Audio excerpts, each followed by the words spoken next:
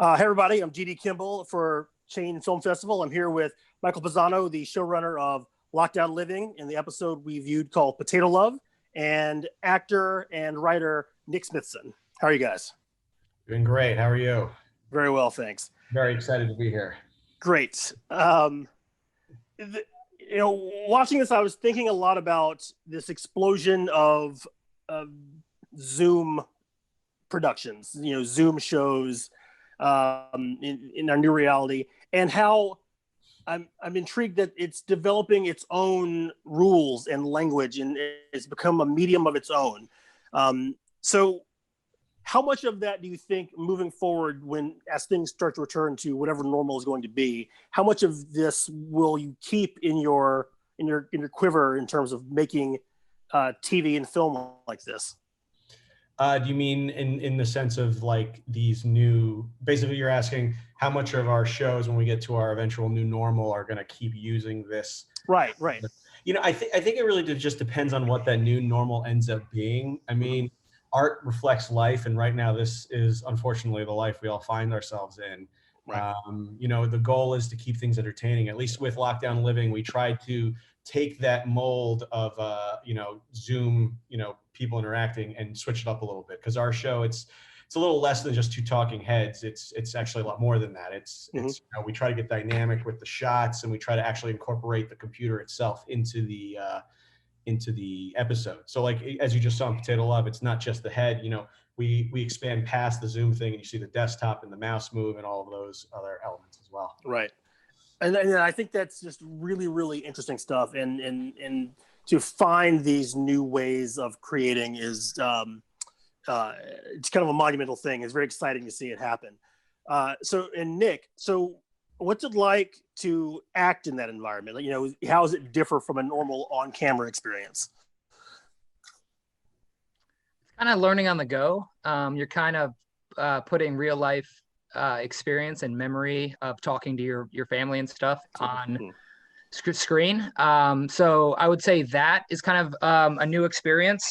And then just the technology factor of it is we're filming on our phones, we're talking on our Zoom, on our computers or different devices. So there's a lot of hurdles you got to jump in that factor as well. So I mean, it was kind of awesome and fun to figure out as a team with this kind of shutdown that happened and forced us to go digital. So I think, we were kind of learning on the go, but I think we're really happy with how we're kind of progressing with it. So take me into the writing process. It feels like I was watching this thinking like this must have happened in some capacity to one of them somehow. Like there's some version of this that's rooted in the truth. So what's the process? Do you all bring your stories to the table and start to figure out like, oh, that'd be really, really good. That would work right on screen. Yeah, the writing process here is actually really interesting. And let me give a shout out to the other writers of the show. You've got Allison Hayhurst, Sarah Franco, and Montgomery Morrow. So basically, it was us, this team of us, there's 5 of us, and we kind of started with, I really wanted to build out a world.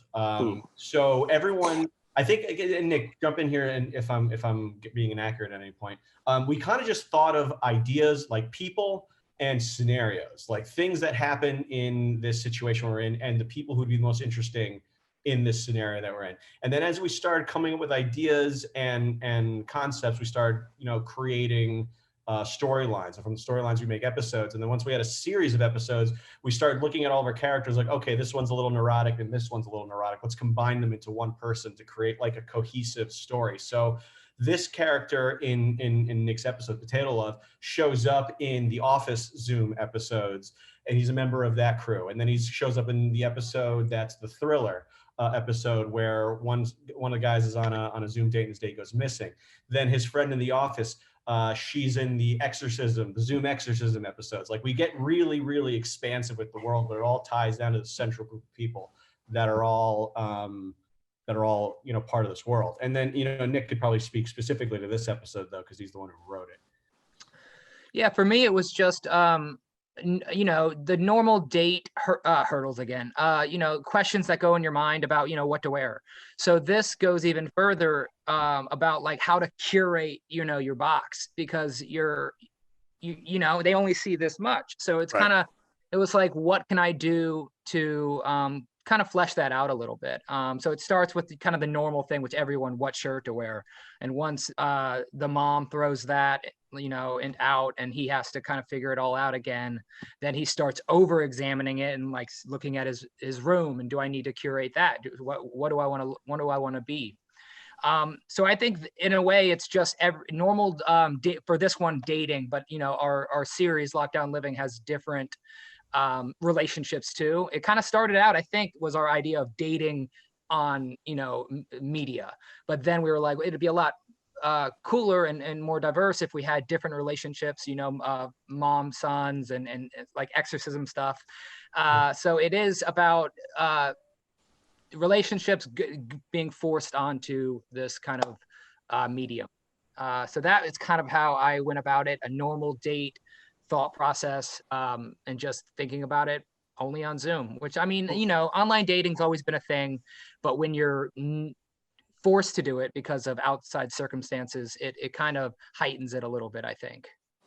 Right.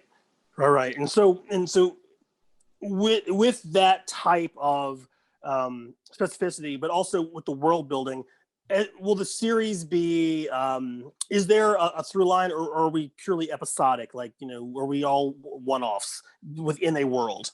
Yeah, they're one-offs, but they kind of, there is a continuity to it. Mm-hmm, so in the episode with this character, in a previous one is when he discovers the potato filter, and then later on, in the pilot episode, there's the pilot episode, which is we're actually going to be shooting tomorrow. They're like the first one we really want to release of the series. It's about a business conference on Zoom, and then the boss's dating app goes off, and then it kind of turns into the entire boardroom giving him dating advice. Him and that a man that he ends up dating virtually, their episode is a little bit down the line. So they're all one-off stories, all around 4 to 10 minutes long. But there is a continuing, what happens to a character at the beginning of the season, has effect on what's happening towards the end of the season. Right on. Yeah. And so, as we move toward, again, this word of moving back toward normalcy or whatever that is, how would we see this world start to balloon out into the real world, beyond the parameters of this lockdown living?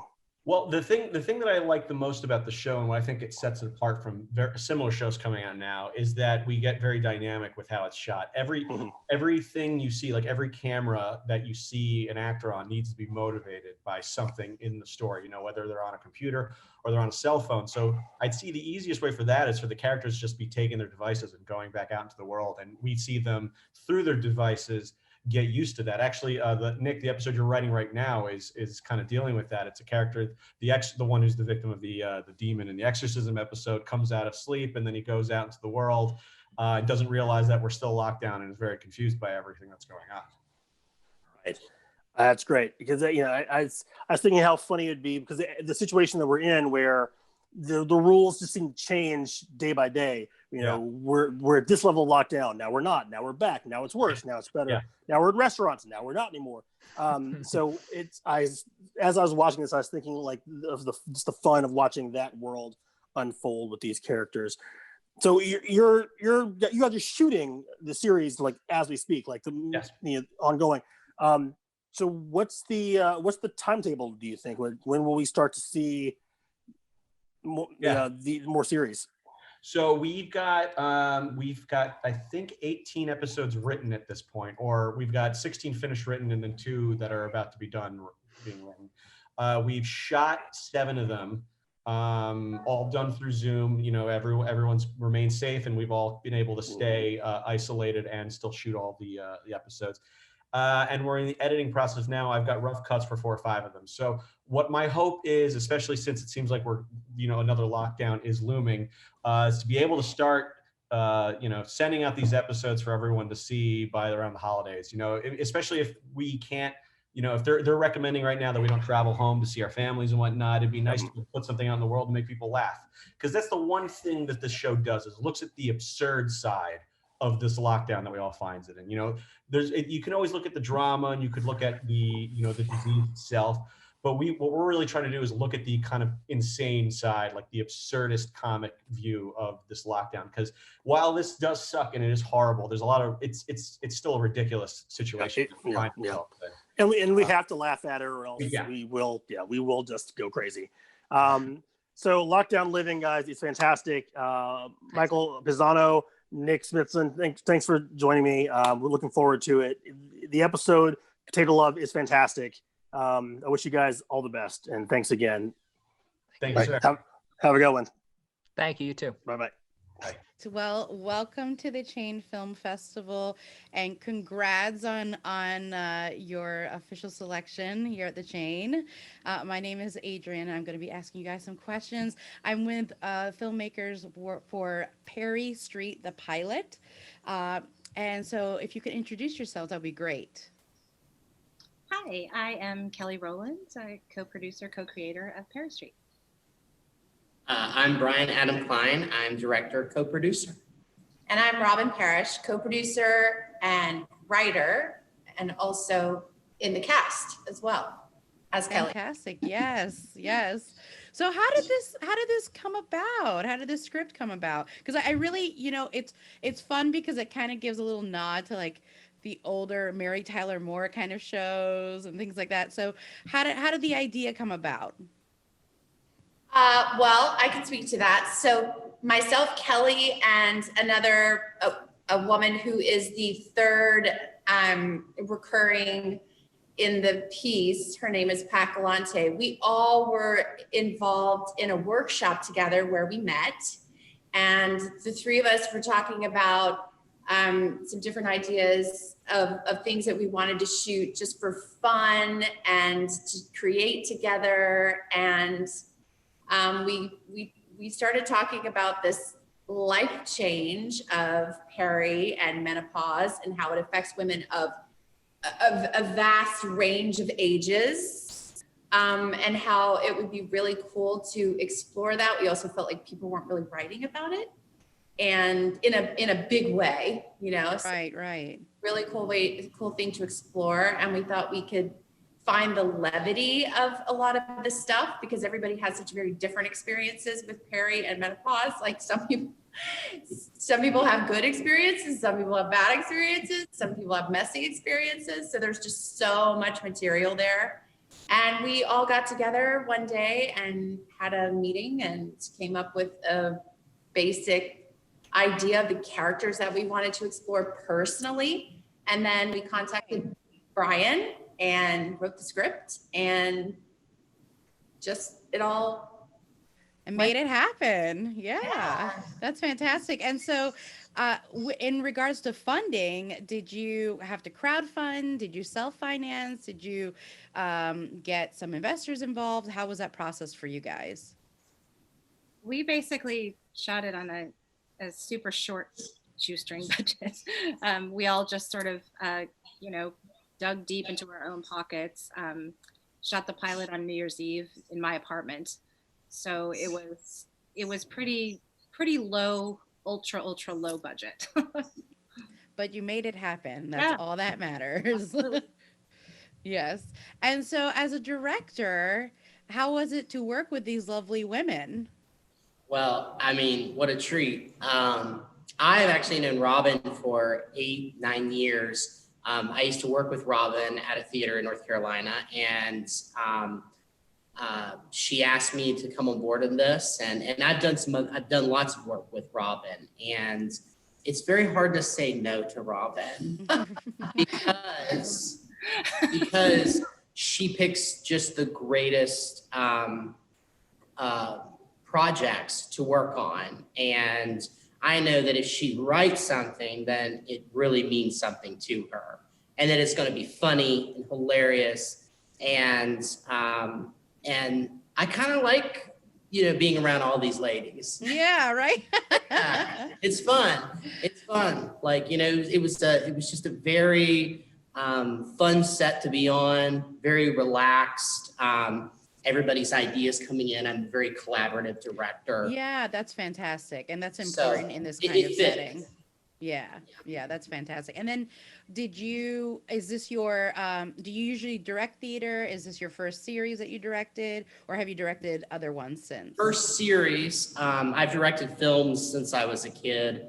I'm working on a few things now, but the chance to do a series was something that I was looking for, because it's something that can continue and can keep growing. Like you Right. can see characters grow, you can see the story grow. And so that's what really intrigued me with this. And how many episodes are there? Well, we have the pilot, and of course, COVID has been forcing to put things on hold. But right now, we're looking to shoot a 6 episode. And of course, they're short. They're 6 to 8 minutes long, or 8 to 10 short episodes. But we were planning to shoot 6 short episodes in December. But we decided it was prudent to wait. But our next objective is to shoot a full season 1, 6 episodes. Fantastic. Yeah. And I understand. I mean, a lot of filmmakers, it's the same situation where, and I'm a filmmaker too, we're all kind of put on hold in a lot of the projects that we were planning this year. And so, but like always, we make it happen slowly but surely. I'm sure you guys will get it going. And in regards to acting and producing, so you guys were both, you ladies were in it and as producers. How was that for you, juggling those two very difficult jobs? Kelly should definitely talk about that. She dealt with all the paperwork and stuff. This was my first time producing anything, coming in on the ground level of anything before. I mean, I've been doing this for a long time, and I'm usually just the actor. And I sort of was seeing myself as that, I think, for far too long. And then I met Robin, and she's like, we can do this. And so I went in, but she pushed me a little bit into, right. And I learned a lot about just the process of producing, and I did take care of the contracts and everything. I mean, it's something that I think you have to allow yourself to learn about, and not just right up front say, oh, I don't know how to do that, which is what I was saying. So you learn how to do it by doing it. And it was I felt so much more ownership, because of the input I had on the character that I wanted to develop. And I'm over the moon that I did this project. It's empowering. It's empowering to be in charge of your own project and how you want it to look and how you want it to be, and the script and the plot and your character. And so it was really nice to see that. And I could tell that it was a collaborative work. And so in regards to the subject matter, which I think, like you said, there isn't a lot of films or shows with this kind of subject matter, and touches upon, it kind of educates people on what women go through in a certain age range. Is this like, are a lot of the situations in this or in the future script going to be from personal experiences?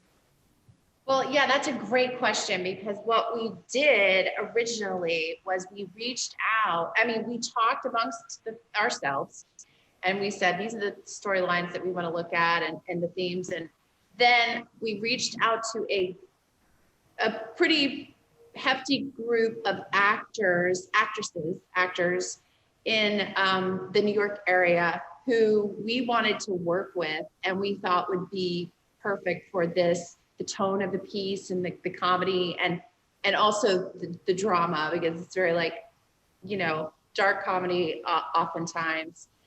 And so we reached out to them and asked them to share with us their personal experiences and what they'd like to explore. And so all of the episodes that come after the pilot have been written with those people and in mind, and the characters they want to explore, and the personal experiences that they're bringing to the table.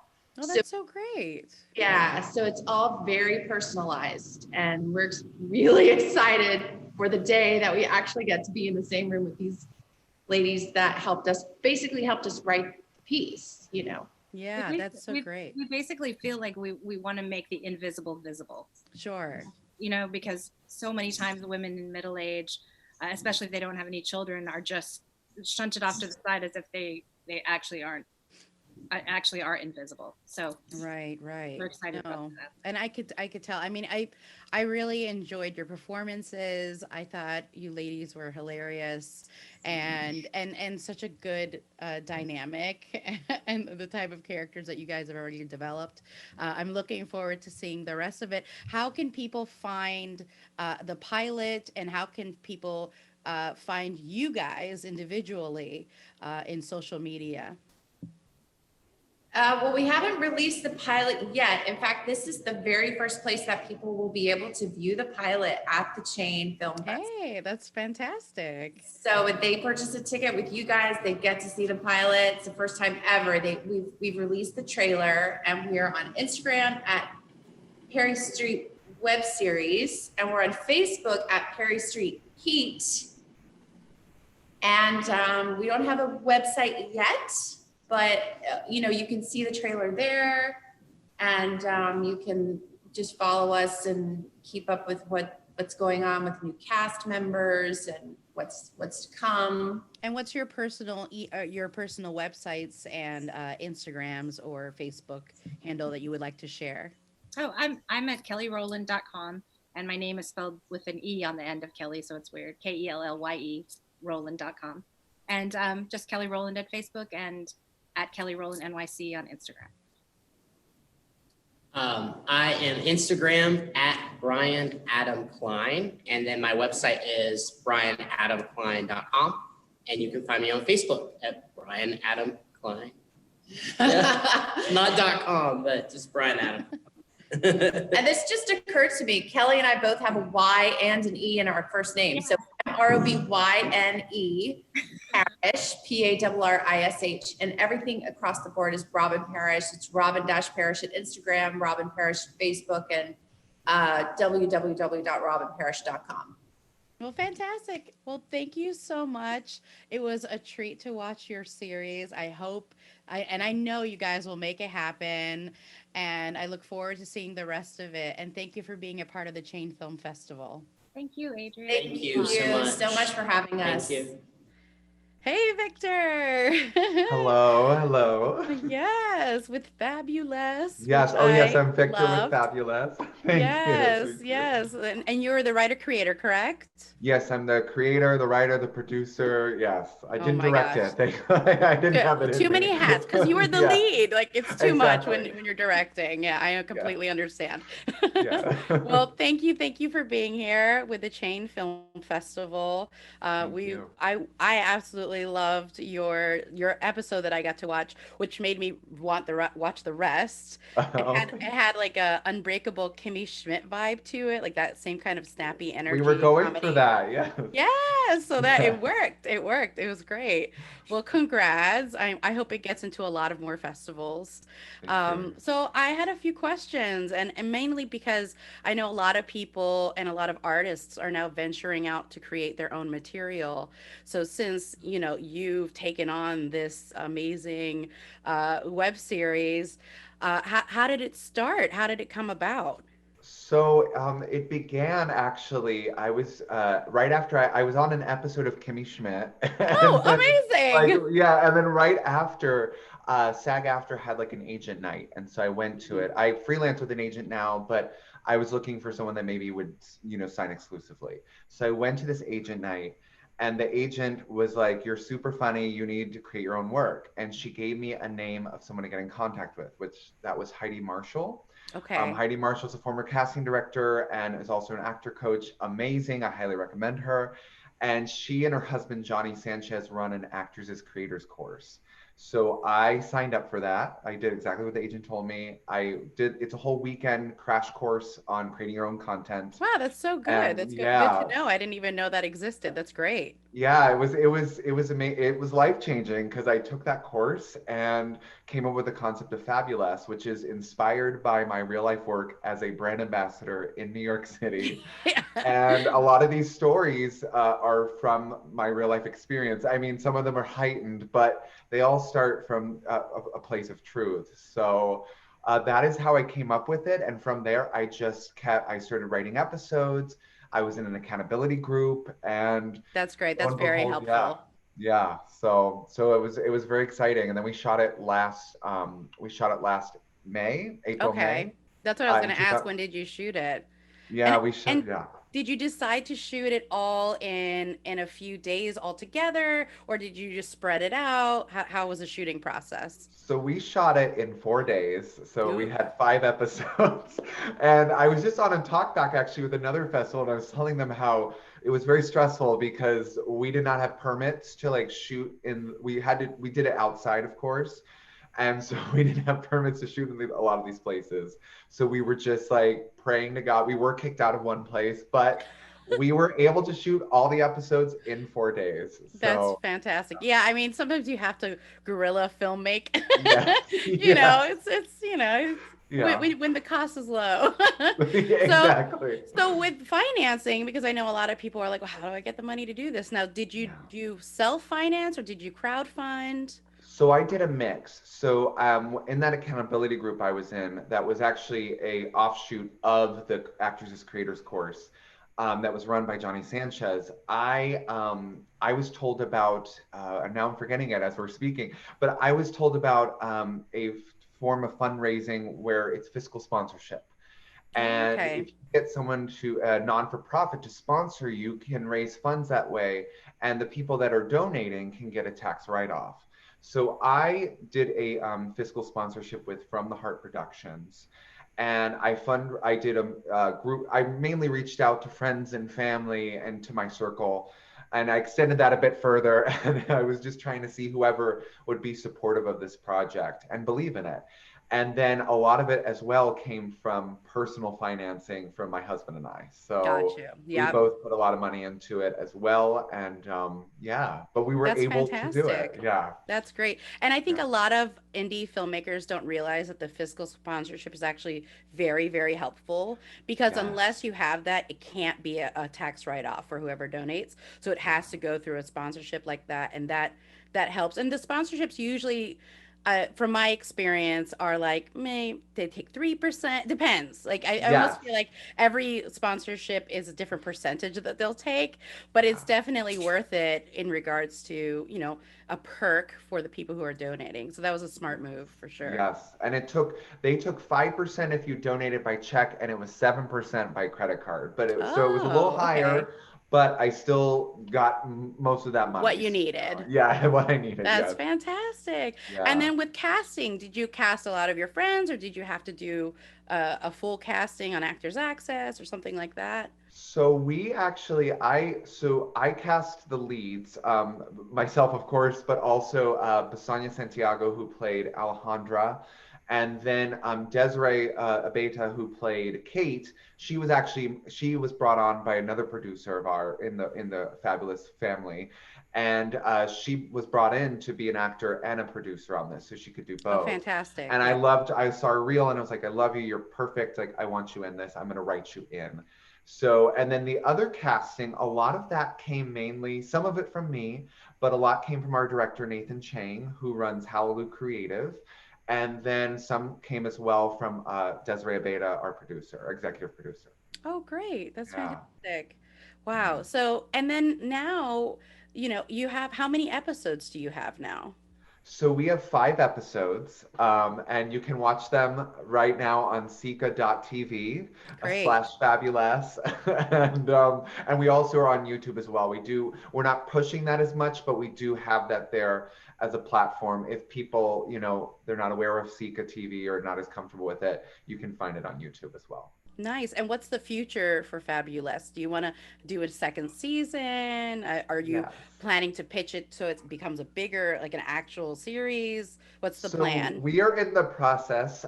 We Click TV, which is a new platform that just launched, is actually, and where you can it's an interactive experience where you can click and you can buy the outfit I'm wearing, or Oh, that's so find cool. out who I am and stuff like that. So we licensed Fabulous season 1 to them on their platform. So that just launched. In terms of season 2, yes, we definitely want to do it. We are right now, so Click TV potentially could be someone that would help us with a season 2. We've also prepared things to pitch it as a full 30-minute length series to networks and production companies. So we are moving full steam ahead. Oh, that's so fantastic. Well, congrats. That sounds amazing. Thank you Well, so and much. just to end, unfortunately, end our talk back, I just want you to let the audience know where they can find you, where they can find your work, any sites you want to let us know. Awesome. Well, we FabUless is on Sika TV, so Sika.tv, and then /Fabulous. So I'm not saying that right, what that is exactly, but we're also on YouTube. Just type up Fabulous the series. As well, you can go to my personal website, victoralbaum.com. My last name is Albaum. And so you can see all my work on there as well. And I'm also on IMDb as well as Fabulous. So. Well, congrats again. I thought it was a great episode that I watched, which makes me really want to watch the entire series. I thought you were hilarious. You were so funny. I loved all your choices. So I wish you so much success during your endeavors. And I think it's really important for actors, and it's a good example of what you're showing, that it's important to take the reins and make things happen for yourself when things are not happening the way you want them to. Exactly. No, it's been such an empowering experience, and it really life-changing to have done all of this. And I urge people to create your own work. It is hard, but it's truly worth it in the end. So thank you so much for having me. Of course. Thank you so much. Thank you. Well, hello, and thank you again for being a part of the Chain Film Festival. My name is Adrienne, and here I have two wonderful filmmakers for The Rubber Room. Yeah, hi, I'm Cliff Samara. I'm one of the actors and an executive producer. And I'm Achilles Katsanakis, the creator and one of the executive producers as well. Welcome. So this was a real fun show to watch, and I love the description because it's exactly what I thought when I watched it, which was the breakfast club for teachers. So it really was that. And I had heard about A Rubber Room years ago, and I always thought, like, man, someone should really make a show about this. And so when you guys did, I was like, oh yes, finally, someone did it. So it was great. It was great. So how did this come about? Well, actually, it's interesting. Achilles and I met once at a train station, and the trains were late or whatever, which is normal, Long Island Railroad. Right. And he and I just happened to sit next to each other at a bar waiting for the train announcement. And we happened to just talk, and he told me about Rubber Room. I had never heard of it. Actually, I couldn't believe that it existed. And he was telling me that he had written a story, and I was very intrigued. And that's how we came together. How Achilles came up with the idea, he'll have to tell himself. Oh yeah, what you mentioned, The Breakfast Club, was a movie that I really loved, and so many people loved as well. Everybody that I talked to about that movie has a really positive and memory, and they loved it. So when I found out about the rubber rooms in the New York City public school system, I thought that this would be a nice spin on that story with having the teachers in detention right now. And so it was in one location and minimal actors, which was makes it budget friendly. And yeah, it sure did. I thought about that. I was like, that's great. Yeah, that was, I mean, I had written some screenplays which were really like, political thrillers and science fiction. And I'm like, if nobody actually buys the script, it'll never get done. So I always wanted to get something done, and this seemed like it was something that was feasible. Yeah, that was a very smart move. And how, with the funding, did you guys self-fund, or did you crowdfund, or did you pitch to other investors? How did that work for you guys? We self-funded for the most part. Cliff was the executive producer as well, like you said, and we received some money from some nonprofit group that was interested in the show. But ultimately, a lot of self-funding and having actors, paid minimum scale. Yeah, So, and you know, Adrian, I love the fact that Achilles was adamant about doing a full episode, because there are so many teasers and there's so many trailers out there. There are millions of them, and nobody wants to see them because there's too many. So, but we decided to spend the money and actually do a full episode with red camera. It was really a quality job, and all SAG actors. Yeah, it looked lovely. I mean, it was Yeah. there's a lot of production value to it. Even it being in one location, it had that production value. You could tell that, everyone behind the scenes and in front knew what they were doing. And Yeah. it was very professional quality for sure. Yeah, it was much better than thinning it out and going to all kinds of locations, and rather spend the money for a quality job at one place. And that was really Achilles' idea. And I'm glad, because we have won 8 awards so far. That's all from the fantastic. West Coast. And that's because they really value the quality, and we won a best actor, the supporting actress, or vice versa. So it's all good. That's great. That's great. You have a very strong cast, and the cast, I love how diverse it is. I'm all about that. And how many days did you guys shoot? we rented this Gothic church. I know it doesn't look like a church, but every church has some sort of hall where they rent. And this was rented to Alcoholics Anonymous and some other church missionary thing at 5 o'clock every afternoon. So we shot it in 5 days from about 7 to 5. We had to get out of there before 5. So they had to reset the place with chairs and everything so people can come in. So Right. every day we had to reset it, and we had it rented it for 5 days. So it was a strict timeline that we adhered to. And I'm very proud of the crew for us pulling this off in 5 days. Yeah, that was fantastic. And then you guys said you shot on a red, which, cameras like that always need more than one person. Yeah, there was 2 people for sure. Yeah. On that one. Yeah. So, and what's the future? Like, what are you planning on doing with it? Or you have just a pilot right now, right? You don't have the rest of the series yet? Just the pilot. We've written the Bible. And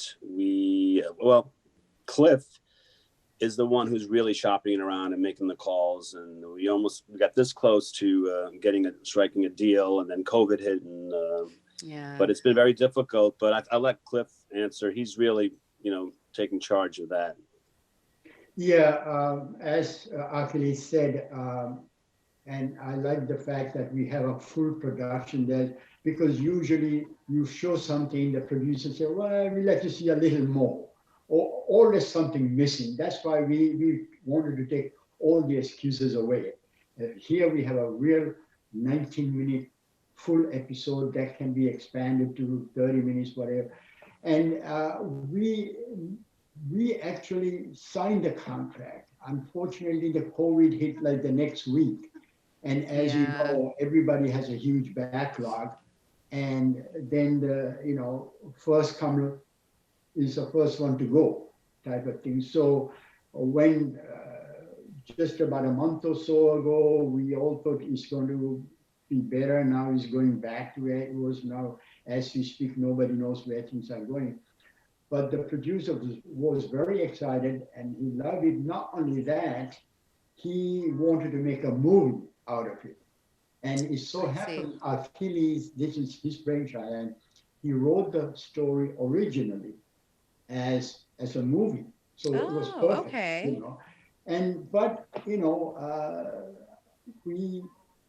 I'm used to that. I've been in business for a long time, so we're just going to just keep going. Yeah, that's all you can do. Yeah, and to answer your question, our plan is obviously to someone to